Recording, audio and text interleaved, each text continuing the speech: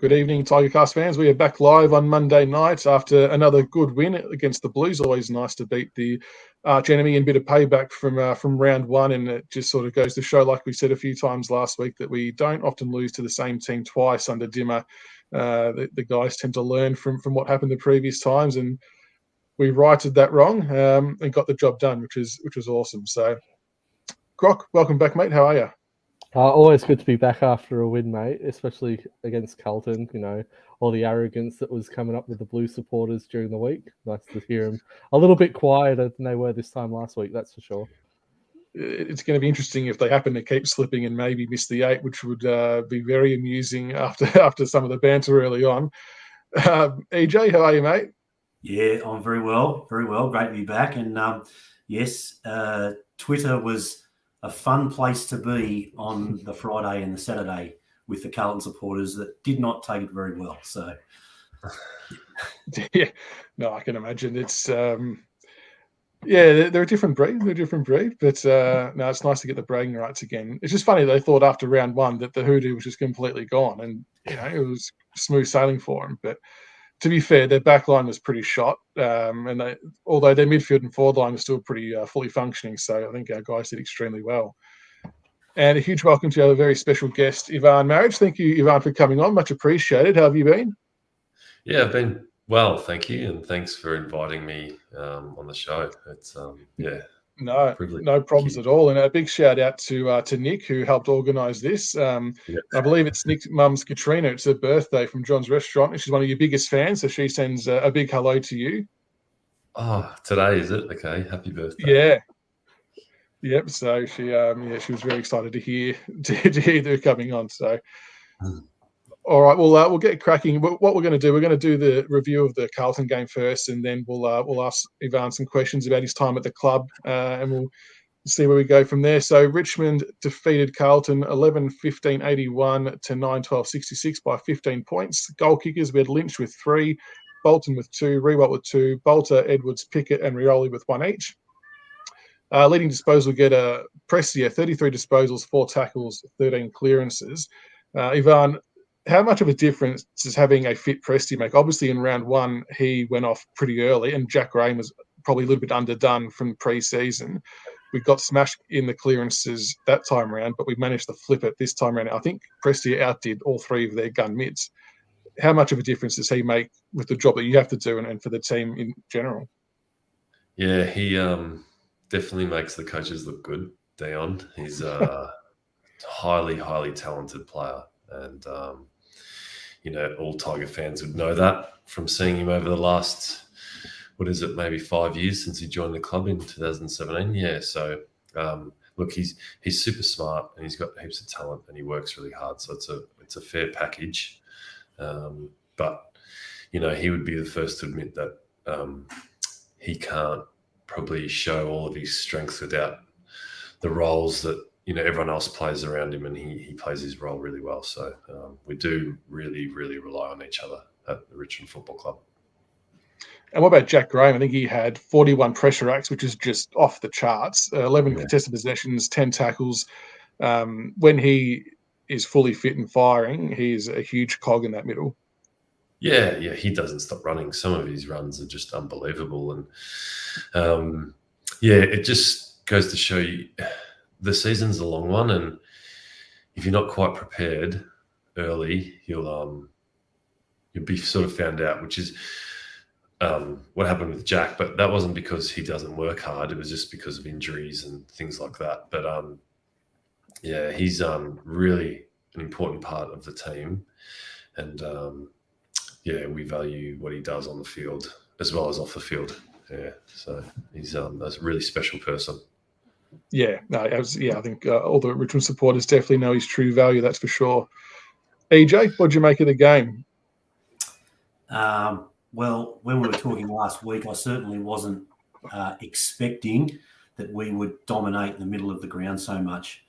As you know, I like pulling out my stats, and we're talking about Prestia a minute ago when he had 13 clearances. And if you add up Kennedy, Cripps, Walsh and Hewitt, their midfield, they had 13 clearances.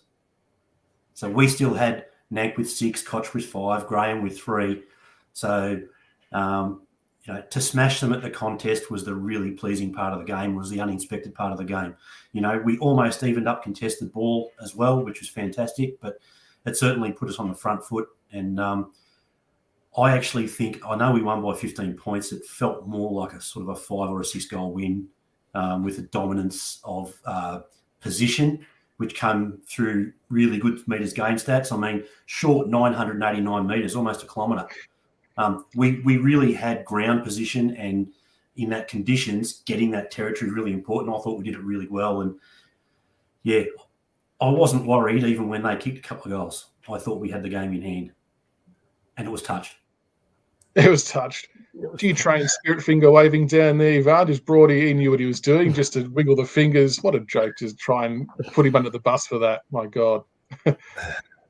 He's an honest person, Broady. Yes, he is. Very, very honest. And Grock, what did you make of the game, mate? You would have been pretty happy with it all.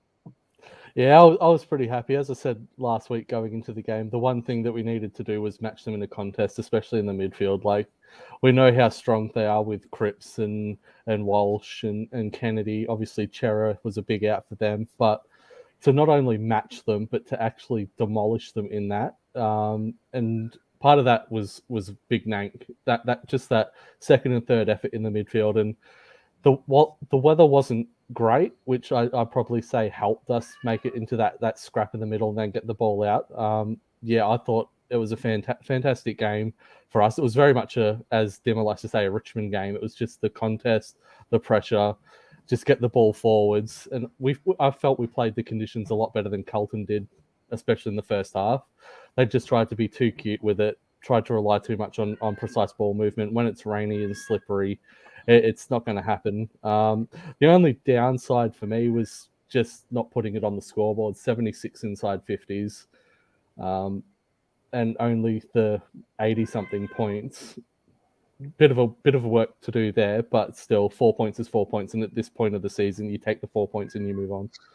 Oh, it was a huge game. We've been cracked up another couple of spots with other results going our way as well, which was nice. Yeah. Oh. I think what you're saying about we play the conditions better is backed up by, if you look at the kick to handball ratio, and then you're saying being too cute. Our kick to handball ratio, 237 to 135, they had 166 handballs and only 220 kicks. So the way they played was not right for the night. Is that something US coaches addressed during the week, Ivan, like sort of seeing what the weather was going to be like and sort of tailoring a playing style to suit? Yes and no. Like, definitely when it's slippery and wet, you sort of adjust a few things, but also you sort of like want to sort of play our style as much as we can.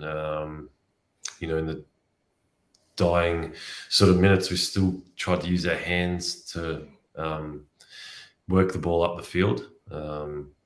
So yeah, you sort of do, but when the pressure's high as well, you want to play the game there. So if the pressure's high, you sort of send it long to the forwards. But when there's opportunities, we want to use our hands, and because we know we can really damage teams when we do that. So the weather plays its part, but also we sort of pride ourselves on our skills and executing them under pressure, whether that's from the game, from the pressure from the game, from the crowd, or from the weather. So. Yeah, it was good that the boys was able to, play our brand under pressure and be really brave. It was really good to watch. It is, and you're right. You see some players taking those 45 kicks inside, and in the wet, sometimes when you're watching, it's a bit of a hard in mouth type moment. But if you pull them off and you're good enough to do it, it opens it right up, and it kind of feels like it's something we weren't maybe doing a lot of in the first month of the year. We were kind of just getting going, but now it looks like it's back into the full swing of things. Yeah, spot on. And the game that probably stands out to me is the Melbourne game. Like, we've just played really, really safe. So look, I know Carlton beat us in round one and we beat them, just the weekend gone, but it's sort of, we might come up against them again and it sort of means nothing. Like, this season is just full of these one-off games where you're constantly making adjustments, and we've just got to keep continually improving. And I think that's been one of our strengths as a team and a footy club, is like we always want to get a little bit better and refine what we do, and and just try to execute it as best we can. And I think that's a really good way to approach an AFL season. Yeah, because you're always learning, and that's something that the club showed over the last few years, is that you can't just be stuck playing a certain way. You've got to adapt, evolve on the run, and especially when you look at 2020 being up in the Gabba, or in Brisbane, for that long, everyone had to adjust, and for you guys to pull through after that was just unbelievable. Yeah, spot on. And I think we sort of found that out, especially after 2018 season, where we sort of, we just sort of stuck with that one sort of formula. Whereas you look at probably the last, or the premiership years, like the team changed, whether it was playing taller or playing smaller, and in those sorts of things. So, and we constantly improve. So you just got to keep making the adjustments, and I suppose making the right adjustments, not just any adjustments. So hopefully we're doing that. I feel like we are, with a really good attitude, and we'll see what happens over the next 3 or 4 weeks, because it's going to be sort of the toughest part of the season, in the cold and the wet. So we're looking forward to it, though. The old big boy month, as Dimmer likes to call it. All right, we'll get cracking into some questions about your time at the Tigers. You made the move across to the club in 2012 from the Crows. What was it about Richmond that at the time most appealed to you? Because we probably weren't setting the house on fire in terms of performance, but you fit the mould of our club perfectly. Yeah, to be honest, I did notice a change when Damien Hardwick took over Richmond. There was a change there. Even though they weren't winning, they were playing with more heart, I suppose. And I sort of noticed that. Maybe, a new coach helps, bring that. But I definitely noticed that. And then sort of meeting with Dinamo at the end of the season, just sort of confirmed everything. They're obviously speaking to my manager throughout that year, and showed a lot of interest. So that always helps when sort of a player's going through a time where, he's sort of not playing too much regularly. So, it was really good. And was it easier to sort of settle into a new club being a more experienced player than what it was maybe like for when you got drafted from the Crows? Like, did you have any established relationships already with any other players at the Tigers? The only other player I knew was Matty White. Actually, I had dinner with him a few weekends ago. So not really. And I remember driving to the club for my first training session, and with a lot of doubt, like, have I made the right decision here? I was really nervous about it. But as soon as I got there, I tell you what, they made me feel like I could be myself.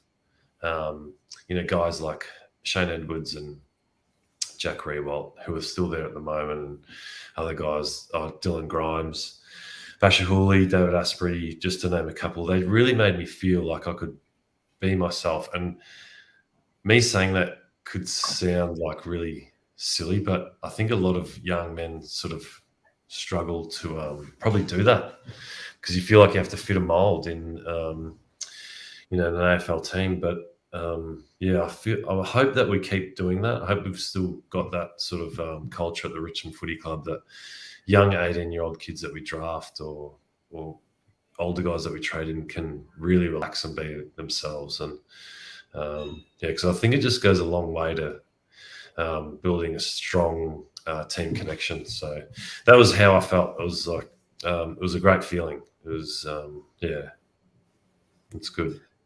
Yeah, well, you were widely credited as being one of the drivers of the improvement in the club culture. You're a bit of a poster boy in that respect.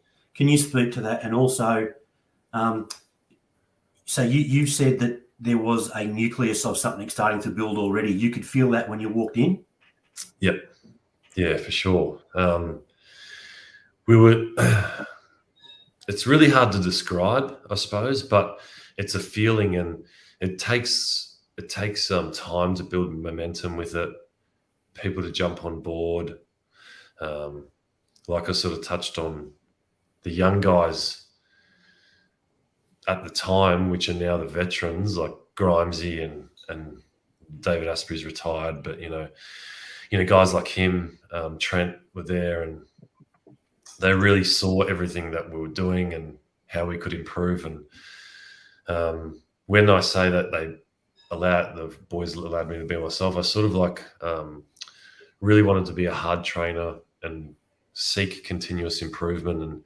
And they sort of made it a really safe environment to speak up, so I could sort of mention things that needed to get better at the time. And it wasn't just me; it was a lot of other players. So it really requires a team effort.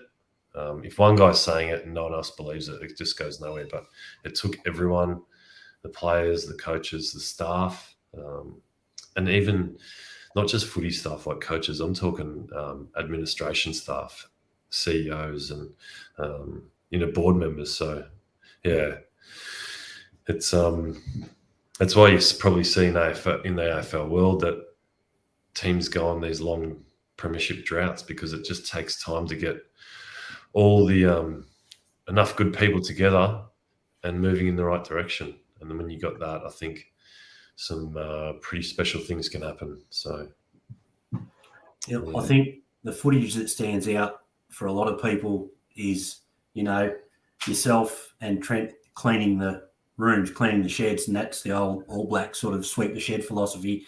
And that ties in, I think, what you were just saying then about how it was not just the players, it's every person in the organisation. And I suppose that goes away to showing that you value what everyone is doing, and it's not someone else's job to clean up. It's everyone's job to do every part of building that culture. Yeah. And what's really important is doing it when no one else is watching. And, someone like Josh Caddy was like really, really good at keeping the standards of that high for a long period of time when he was at the club. And Camden McIntosh is doing a great job of that sort of stuff. Reece Conker's done a great job at the time when he was at Richmond. So yeah, it's those sorts of things, and you get a little bit embarrassed when it gets caught on camera, because that's not the reason why we did it. But I think it's a really important thing. It's not the only important thing, but it's one of the key ingredients. Yeah, humility. Yeah, and that's doing it when no one else is watching. I really like that. Yeah. But we'll talk a little bit of football. So you run out for your first game as a Tiger in round 1, 2012, against Carlton in front of 78,000 people at the MCG.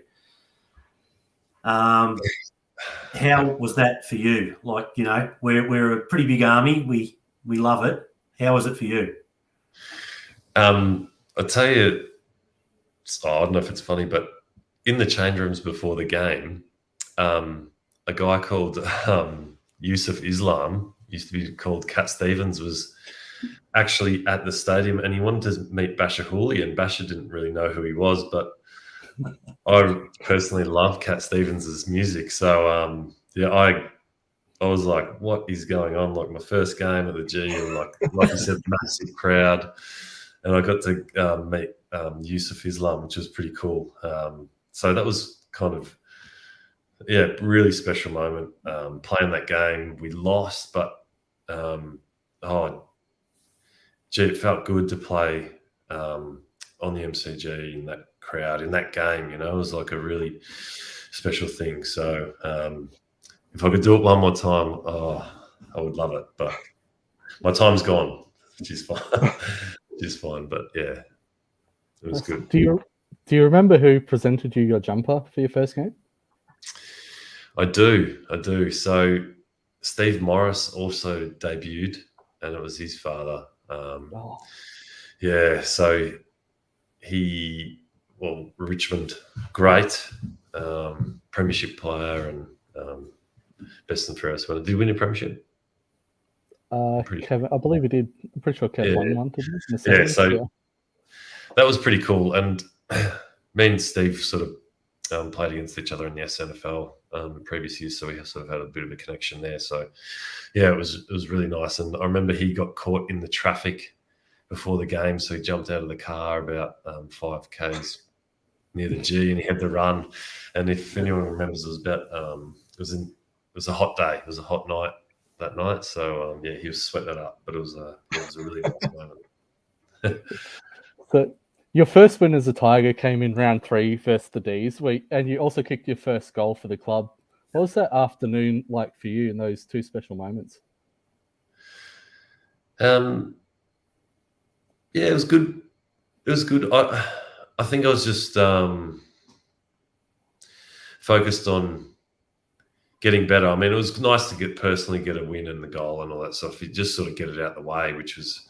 But I was under sort of Neil Craig. I sort of learnt that the process was just so important, and I was really focused on that. And I was still personally sort of refining my own game. So I was sort of I played on Mark Jamo, so it was a pretty tough game for me.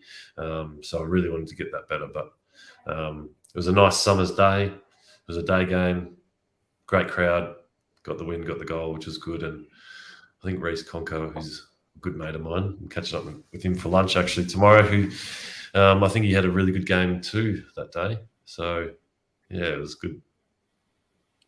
We unfortunately missed finals in your first year at the club, but on a personal level, you played 21 games, averaging 15 disposals and 3 tackles a game.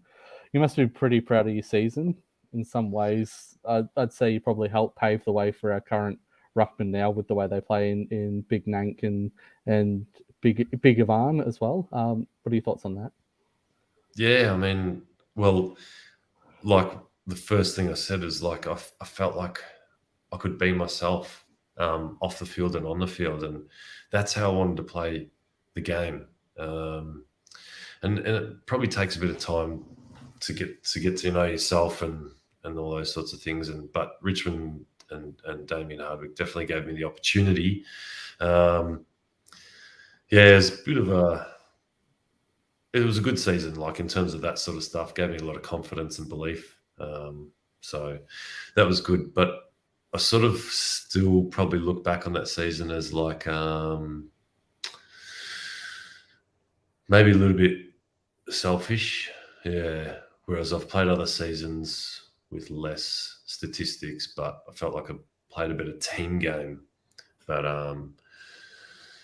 yeah, I don't know. It's I suppose you do need to be a bit selfish, but look, it was a good season all in all. I earned some respect and trust with my teammates, my new teammates, which was really, really nice.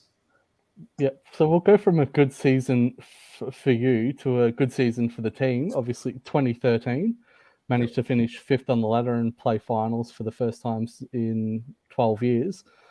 But was there anything that changed that off season, given the past few seasons of just trying to be competitive, and now we're actually at the pointy end of the season?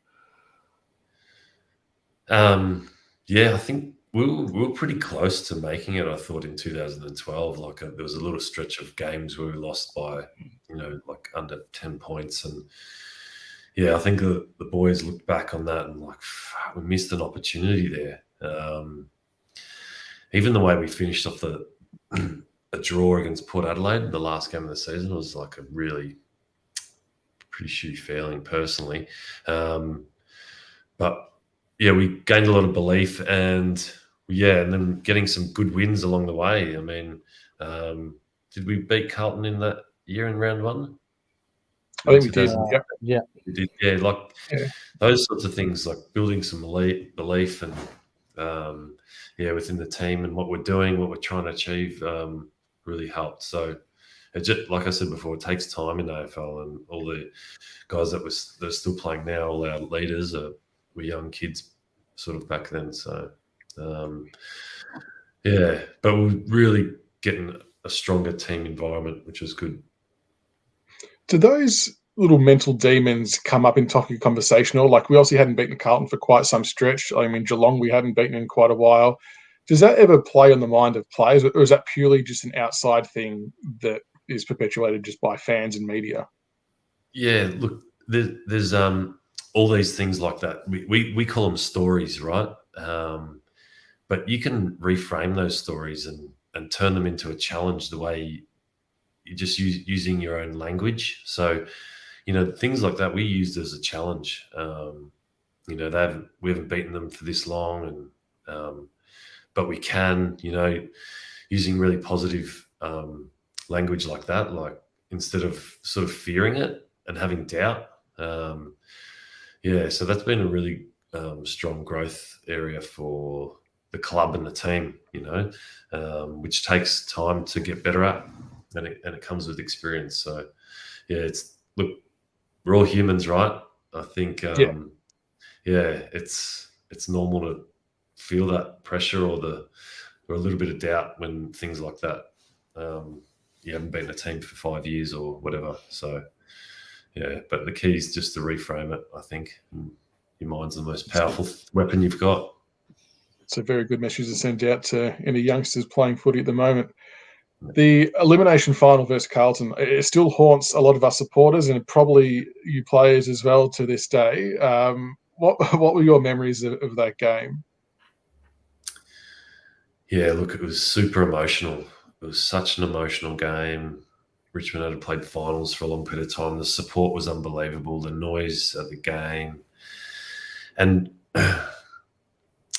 look, I think that if we won that, maybe we wouldn't have won 3 in a row, or 3 premierships. It was that those losses, those 3 final series losses. I feel like it really forced us to grow in another way, and I think that way was making our team unity and strength, and the chemistry, whatever you want to call it, the culture, and take it to a level that not many other sports have seen. And I think you need to do that to win multiple premierships in this competition. So I really look back on, like, part of me is like flat that we lost those games, but I think it was so important to becoming the team that the Tigers are today. So it's a bit flattening, but it was also pretty special. Look, there was an uplifting moment in that game, and I'm going to play it for you now. One is Henderson.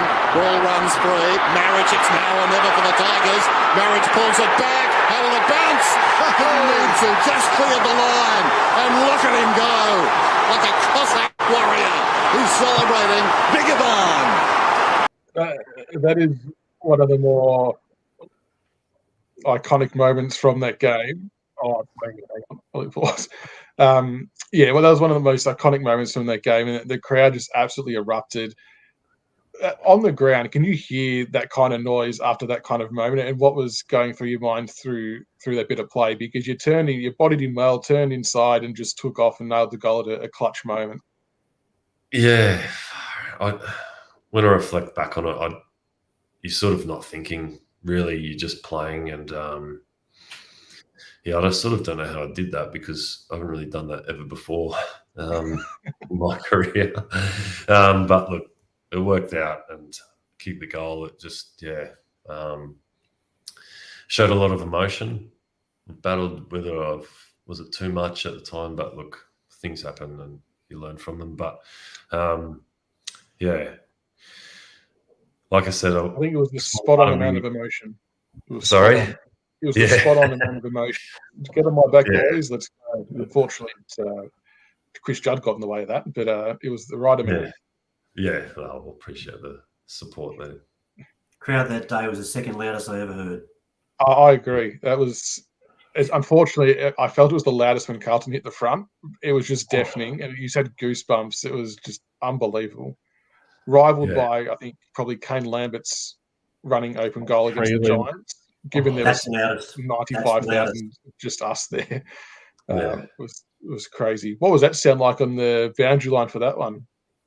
Well, I was actually, Dimmer had asked me to sort of start to sit in the box. So I was in the box, and it sort of robbed. Yeah, muffled the sound of the crowd a bit, which was I was pretty flat about because everyone talks about it, and yeah, but that was a special final series.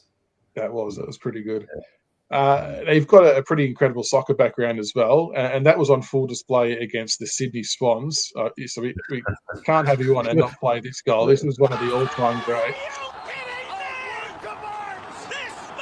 Admittingly, it's got some Lionel Messi commentary behind it, but at what stage during that bit of play did you know you were going to kick that like a penalty set piece just in the bottom right corner? Two goalkeepers with the Swan players laying on the line had no chance of stopping that. Oh, far out. My mates from school have been telling me to kick a soccer goal and feel so bad in my whole career. And but again, do you know what? I just did it. I didn't think, and I just it was so natural. Yeah. Well, played soccer at lunchtime at school nearly every day. So yeah, practiced a fair bit there as a kid. And Nank and Soldo have had their own soccer goals in their time. Is this just a Ruckman exclusive club? Do you talk about these things? Say, come on, boys, you got to get up to my level. Where's your soccer goals? Because you see it all the time. I think I saw a bit of footage of Soldo actually trying to header a ball out of a ruck contest because his arms were pinned as well. It's phenomenal. Yeah, they Nank probably wouldn't like to admit it, but he's got some really good soccer skills, and he scored probably better soccer goals than me, and so is big Soldo as well. You know what? Dimmer probably yells at me a little bit about them, but look, you just got to let the kids play sometimes, and 95% of what they do is for the team. And yeah, I think Noah Bolter soccered one out of the ruck on Thursday night, and ended up kicking it passing it to someone, and yeah, it worked out. So you just got to let the kids play. Yeah, agree. Jack's another one that's pretty good at those soccer kicks. Yeah, like Jack's a freak at them. Before we move on to sort of the off-field stuff, 2016. Let's talk about that. 2015. That ride, the last 9, I believe, were the only team still to make finals from 3 and 10. That 9 in a row. That Sydney game at the SCG. Can you run us through that game? What was that like going in, and what was the emotions like after that game, knowing that you guys had fought and actually made it to finals? Yeah, I was sort of spoken a little bit earlier about emotion, and we really worked hard on sort of not riding the emotions of wins and losses. And during that period, I thought we were really, really calm, and we just were focused on getting better. We're never out of it. Let's just try and get better each week. And leading into the game, there was a bit of calmness, but also as the game got closer to starting, there was a bit of nervousness, I suppose, and which was only natural. But we had Koch was captain, but Newey got us all together and got us actually really fired up and focused on starting well and taking it to them just before the game, just before it ran out, which was pretty special. And then, yeah, we just started sort of well, I think, and it was a massive battle. But in that game, you saw guys like Alex Serrance really come to life. Like, he really showed how good he could be under huge pressure and playing on good players. And I think it also helped that Buddy Franklin sort of pulled out because he was sort of an amazing form back then. But yeah, look, I think when you look back at that season, it's quite special. And because I think we were equal last at one point with GWS, and just sticking to the game plan, sticking to the team, and always coming back to it. I think that helped so much, and they're the sort of foundations that were probably laid that helped us. Or part of the reason, the team became successful. Absolutely. Did you always see yourself becoming involved in coaching? When I was younger, I didn't, and then as I got older and was really into the team and wanted to help the team become stronger. Yeah, I thought about it a lot more and did a few little courses here and there. And so as I got older, I got into it more and became more confident that I wanted to do it. Yeah. How has the transition gone from player to coach? And now that you are behind the scenes, have you got any newfound appreciation for your coaches? Yes. Okay. So it's been really, really tough. A big part of your life is gone, and that part is the thrill to compete and to compete against the best. So I found like I had to replace that with other things. So, play a bit of social basketball and social soccer. And I was doing, at one stage, I was playing basketball twice a week. I was playing indoor soccer and I was playing outdoor soccer. And it was pretty ridiculous, but I sort of needed to go through that a bit. And now I've just tapered it down. But I think a lot of players go through that. I think nearly all do. And that's why you sort of hear about players doing other things, whether it's sort of gambling, or drugs or something like that. Yeah, it's the transition's really, really hard. And all my old teammates have said the same thing. It takes about 3 years to sort of get over it. The coaching part, definitely, I have a huge amount of appreciation for the coaches I've had, and because now I'm sitting on the other side. I'm now the coach, and I'm trying to help the players. And it's definitely an art. Coaching is an art, and there's no one way to do it, and there's no easy way to do it, or in a good way, right? You need to really be honest, have the same sort of attitude as you would as a player, or I did as a player, which is honest, and critique yourself and try and get better at it, because the language you use is really powerful in a positive way and a negative way. So, I'm really trying to work hard on that and do that as best I can. So, but look, I'm really lucky that Richmond kept me on in a position at the club. And, I think it's 6 years playing and 5 years as a coach / player wellbeing coordinator. So I feel really, really privileged to be part of the Richmond Football Club. It's a great club. Yeah, awesome. So obviously you were instrumental in the club drafting Big Ivan Soldo. How confident were you then that he'd make it? And has there been anything that you've been surprised about with his career so far? I saw him as a tall guy, athletic, and extremely hardworking, like extremely high self-discipline. And those qualities are like really, really important to become a ruckman, I believe, in the AFL.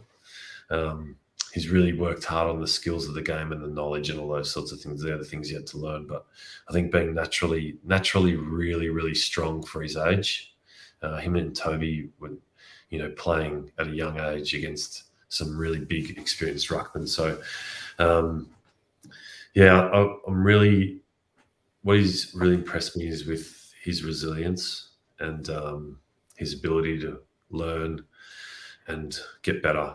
And because it's not an easy journey, moving from another sport and constantly getting told, need to do this better, need to do that better, because you're learning the game, learning the craft. So that part has really, really impressed me with him. So all the things that you don't get to see, the fans unfortunately don't get to see. And but he's a really good kid. Yeah. And it must have been a special moment for you and the family to be able to present him his debut jumper in the first game. Can you tell us a little bit about that? Yeah, it was really good. Because I suppose that was, what year was that? 2017, right? 17, I think. Yeah. Yeah, my last year. Yeah, I hadn't had a chance to probably say some really nice things to him, which is probably my fault. But it gave me this opportunity to say some really nice things from the heart. And his mum was there, and my auntie and uncle, and even my family were there, and it was just really nice. And his host family, who have been really, really good to him and important for him, moving down from Canberra. So yeah, it was a really special time, because the other thing is, like, I only played 80 games, I think, for Richmond. I'm not like a star like Matthew Richardson or Kevin Bartlett. Those guys are actual superstars of the club and the competition, and they usually present the jumpers to the debutants. So to be asked, it was really special, and I thought I'd never do it again, to be honest. So I wanted to make it good and put some passion into it. I mean, legends are great, but everyone loves, the cult figures at football clubs. Like, it's just a soft. Don't sell yourself short. Yeah, absolutely. Like, I know quite a few people who would say you were their favorite when you were playing. Yeah, so don't sell yourself short on that one. But just in a little bit of a light-hearted manner, there's been a rumor going around for a few years now that you played a little bit of recruiter for Noah Bolter, having seen him at St Albans, and you burst into Matty Clark's office and said, "We need to draft this bloke." Any truth to that story? Yeah, there's a bit of truth. It was quite funny.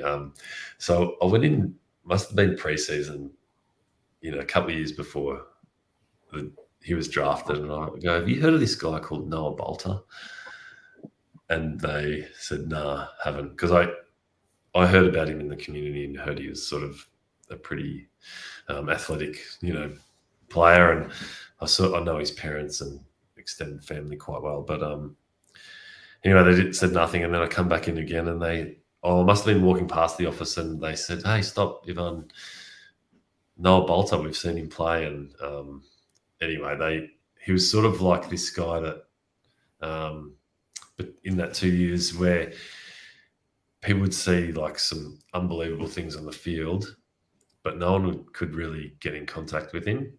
He didn't have a manager at the time, and the way that game works is all the recruiters talk to the managers, and they sort of know who's picking who and all that sort of stuff. So, and he wasn't answering anyone's calls. So, leading up to the draft, I was obviously speaking to Noah, and gave our recruiters some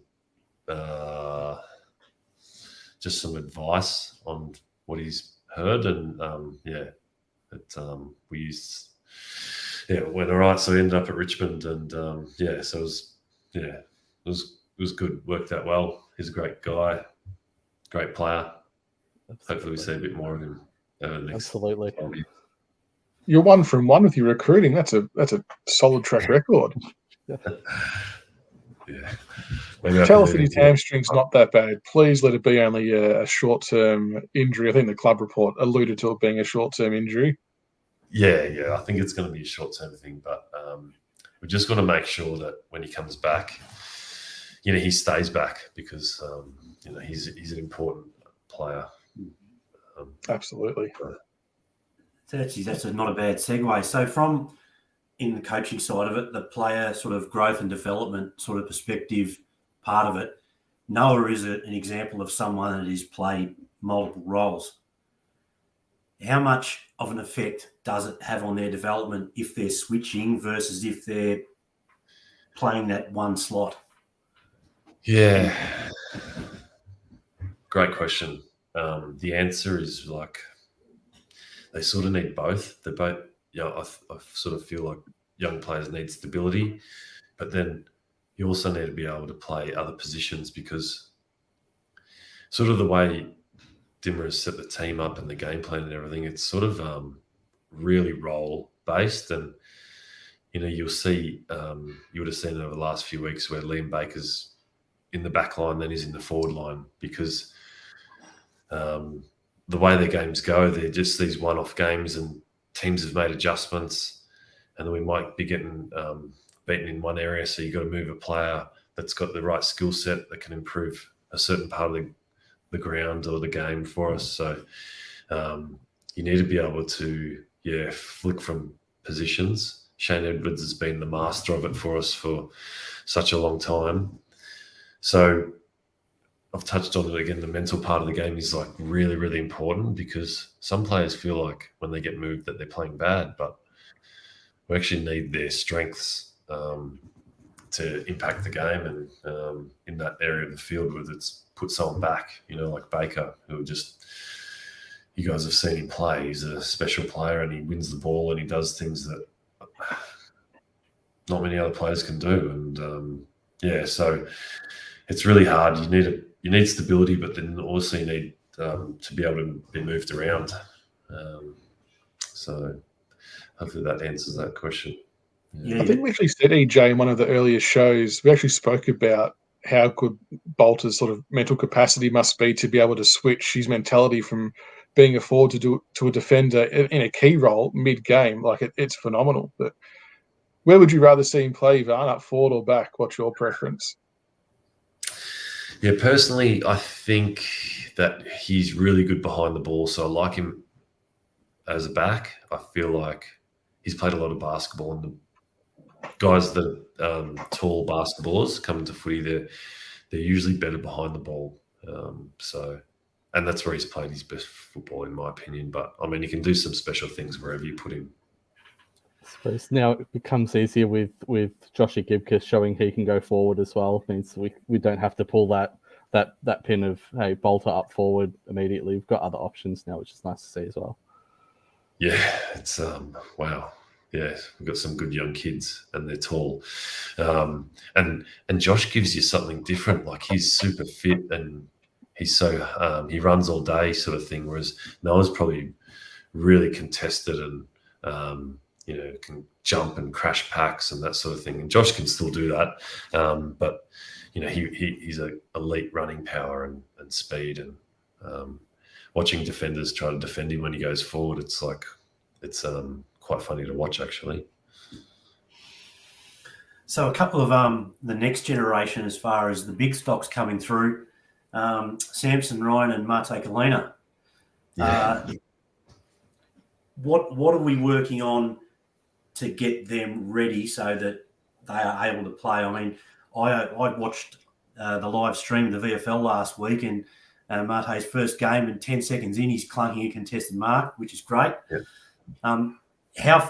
Obviously with his, again, basketball background, yep, he hasn't had as much time in the system. Mm. Is that a medium-term project sort of a thing? Yeah, he's going to have to work really hard on, the aerial part of the game and his ruck craft. Just not, it was his second game of footy on the weekend against Coburg. He did some really good things, like crashed some big packs, but he's just got to work on finishing that last bit off, which is marking them. And he'll get there, because he's a really good kid, and he wants to get better. And they've got great leaders to look up to with Toby and Soldo. So they train super hard, those two guys, and they hold a really high standard of training, and it's great for our young guys coming through to see that. But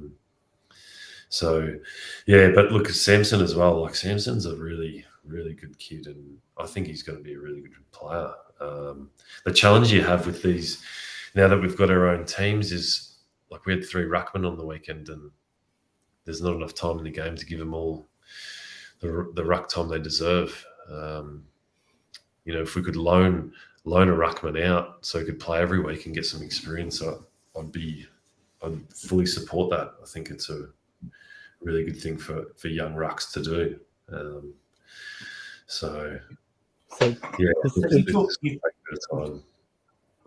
You've talked about the mentality quite a lot, yeah, and we've got a pretty stable side, and we've got a lot of good quality people playing in the seconds. How do you emotionally satisfy? How do we keep everyone motivated and challenged and happy and ready? Not for them not knowing sometimes when they're going to get their chance. Yeah. Oh, that's an awesome question, right? And it is something that you need to manage every week, because when you're sort of in a position where you're, maybe on the fringe and you're playing a lot of VFL, the emotion of the week is is like a roller coaster. You know, you come off the game and you probably played well, and then you get your feedback, and then you're waiting for Thursday to come, and then you get left out again, and your hopes go up, and then you're deflated, and then between Thursday night and your next game, you've got to pick yourself up to perform again, to give yourself a best chance, but also put the disappointment aside and play team footy. So it's really, really hard. And these guys that we've got that are doing it at the moment, you know, Jake Arts, for example, like he's just like 100% team committed. Whereas, you know, I've seen in the past with guys in his position have just focused on themselves and not handballed, for example, to their teammates, or, you know, had shots from really poor positions instead of passing it off. And anyone that saw the game against Coburg, he was like leading the way with passing off goals and that sort of thing. So you've got to highlight that stuff because that is really high character stuff there, and that's what makes Richmond great. And there's been players before him that have shown him the way how to do that, and he's seen it, and that's why he's doing it. So we highlight that as much as we can. We talk about it like men. We talk about our feelings, and the guys are really good at that. And they go away and work on themselves, like, and prepare for those stories to come up and while they're playing or leading into a game, and they know how to manage it and stay focused on what they need to do. So yeah, it's a challenge. It's and it's really hard when you're doing that, I suppose. It's I've been there. Do you know what? I've been there a lot of my career doing that, so I know exactly what it's like. It's but it also makes you a better player. Well, in your time at the club, besides Dimmer, is there one person that has had more of an impact on you than anyone else? And if so, how did they do it? Oh, that's some of these good questions. I've never been asked them before. How can I put it down to one person? Look, I'd always say first it would probably be Basher Hooley, because it was just the conversations we'd have away from training and about life, and he helped me become really clear on the man I wanted to be.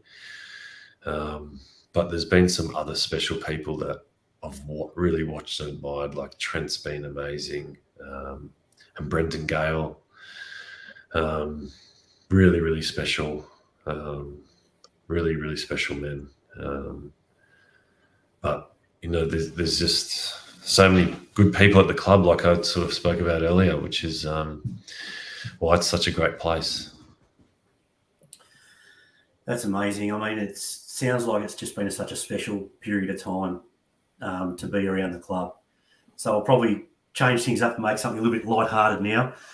It's hard to think of you. I mean, it's hard to see now with no mullet. Right?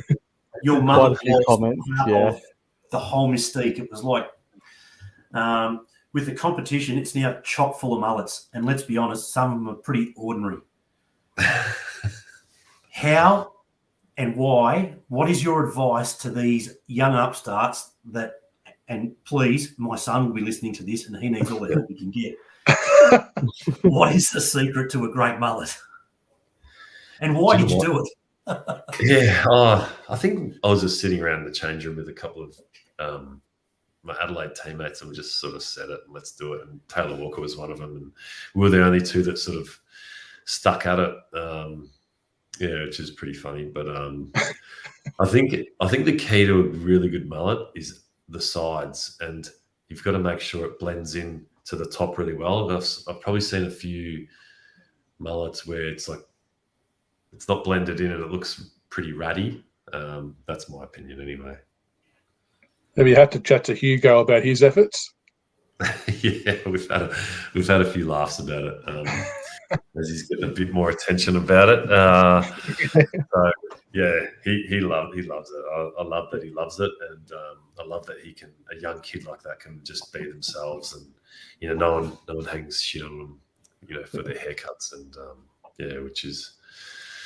which happens at clubs. So it's good. And like we actually had Matty White on a couple of weeks ago talking about his tattoos and how everyone kind of embraced some of the ordinary things. And I think Castagne's got some ordinary ones as well that were hand done by himself. So it's good that everyone feels okay enough to express themselves in whatever way they see fit, and everyone has a laugh and gets on with it. It's just a shame that they don't have, like, some of the players don't have a commitment to go the full mullet. I mean, we've seen Liam Baker sort of gone half-hearted. Daniel Rioli at times has tried the little mullet, but none of them have sort of had the fortitude to go all the way. So it's nice to see Hugo. Yeah, but commit. Yeah. So I know this is probably a question that there's probably one answer to, but who do you think has the best mullet in the AFL right now? If you had to pick one. Yep. I got asked this a while ago or before. I don't watch enough AFL football, so I don't see them all. But I remember there was a guy maybe last year playing for West Coast. Is it Duggan? Yeah, Liam Duggan had a good one. Yes. Yeah, I think he's like just nice, smooth, neat, and you clearly know it's a mullet. Yeah, not a fan of Bailey Smith's one. I hate to use the word, but it looks dirty. Like, it just looks like a typical Footscray person mullet. Like, it does. It's not a classy one. It's not a mullet. It needs to run through it or something. Yeah. All right, that was awesome. Thanks to that. We'll jump into some chat about the upcoming game against the Cats. It's an absolute monster game. So it's 4th versus 6th, and a huge game in the context of our season. The old traditional 8-point game, as they like to say. So winning essentially keeps us in contention to top 4. Much to EJ, your prediction from last week, where you said if we beat Carlton and beat Geelong, then top 4 is well and truly alive. It'll happen. If we beat Geelong, it'll happen. I'm telling you. Well. Yeah, it'll create some good separation because it's quite close from pretty much 4th all the way through to 11th or 12th. So it's a big game. The games on the weekend fell our way. Yeah. Yeah, and the whole round itself's massive, isn't it? The whole top 8 play each other. Like, I don't think that's happened for quite some time. So it's going to be fascinating viewing. We'll talk about the ins and outs first. Obviously, Bolter is going to be out and Cotchin's going to be out short term. Tarrant, we think, will hopefully play. Ivan, hopefully he gets over the line because we'll need a big man down there to take on Hawkins and Cameron. Yeah, he's sort of quite confident to play, which is really, really good because he's played some really good footy for us and we really need him. But, in saying that, like Ben Funky Miller's like sort of been playing really solid footy in the VFL. We like him. So, we think he's got a lot to offer. Yep, I agree. Great size. Elite skills and decision making for his size. He's actually got good. Looks like he has leadership as well. Great speed. Yep. So, yeah. Look, we'll see what happens there. Definitely need someone big. Playing on Hawkins because he's an unbelievable forward. So we obviously got Dusty will make his way back in after being Crook, so that's a very handy addition into the team. It's always nice when you can see a D Martin as an inclusion. Yeah, but I suppose the extra question is, do we look at someone bring Rioli Jr.? Ross may probably come in, Grock, do you think, to replace Cotchin as well, to play that inside role, which he's done so well in the VFL the last couple of weeks. And Cumberland's probably the other one that might be in consideration with his sort of forward craft and obviously Arts as well, kicked 4 goals himself and dished off a bit, as you said. So there's going to be a bit of a selection headache there. Yeah, which is really, really good and really, it's a really healthy thing for the coaches to deal with, I suppose. So we'll see what happens. Like, I really like what Noah Cumberland can bring. It's something really unique skill set. He's powerful, fast, and knows where the goals are, which I think you need. Morris has played as a sub and had an impact, and then when he played VFL and had a really good impact. And the other guys you mentioned, Rossi was like a super professional game. We haven't had too many performances like that from young midfielders over the last couple of years. So it was great to see Rossi do that. And Artsy as well. Like, Artsy will just give you everything, a true tradie sort of performance. He'll work his ass off. He'll compete so hard and tackle hard, and then he can hit the scoreboard as well. So we'll see. I'm not sure which way we're going to go because we've got some, like Noah Bolter to replace. But I suppose maybe Dusty comes in for him. Yeah, we'll slot him in somewhere. We'll find room for him. Yeah, EJ, where is this game going to be won and lost for us? You're the man with the stats. I was being less worried about the stats this week and more worried about the matchup on the two key forwards. I think if we can negate, like Hawkins, I'll be honest, 5 years ago, I was probably pretty scathing and pretty harsh on him. I know he had a couple of years with the back, but his late career form has been unbelievable. To be the size and the age he is and to be doing what he does is, it's a phenomenal effort and all credit to him. And the mobility of Cameron, I believe we've got 2 to 3 players that can cover him and rotate, and what works, what doesn't. We've got Broad, Grimes, Gibcus. They can all possibly sort of do that job. But I think if we can negate their key forwards, we can win the game, because I believe that our midfield with Prestia playing, with Dusty back, even without Koch, will be okay as long as Lambert, his hip stays together. I really think if we get on top of their 2 key forwards, we win the game. Brody just loves the left-handed smashing of the ball, jumping. He should just take the mark and win a car or something. He'd come close, I reckon. Yeah, he's worked so hard on his game. It's really good to watch. He's really playing with a really wise head on his shoulders. We'd love him to mark some, but sometimes you just got to spoil him. And I think it's the team first mentality, though, isn't it? He's doing the right thing for the team. Yep. So exactly. Yeah. And Grock, what's your keys to victory for us on the weekend? I think it's going to be similar to the Carlton game. Geelong are very offensive midfield, much like Carlton. That they smash the contest hard. They run forward. Dangerfield's likely back for them this week. They've got Max Holmes, who's a speed demon who can run the flanks. So again, it's going to be another one where we do need to try and at least halve the contest, if not win. That's going to go a long way.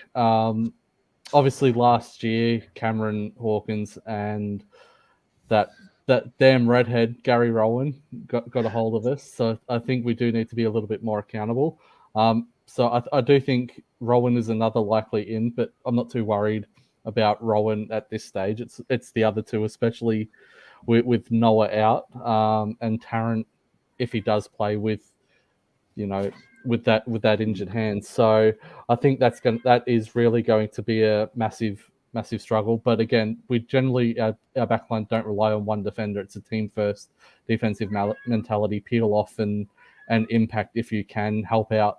So it's not that much that I'm worried about. It's more our forward transition. Again, 76 inside 50s for 80 something points is not great. When you're coming up against Geelong, who've got De Koning and they've got Stewart, they've got Collar Jasny, who are all amazing interceptors, especially De Koning for a young bloke who's in his third year on an AFL list to be the number 1 ranked defensive intercept marker in the league behind Sicily is just insane. We can't do what we did against Carlton and bomb it long and high.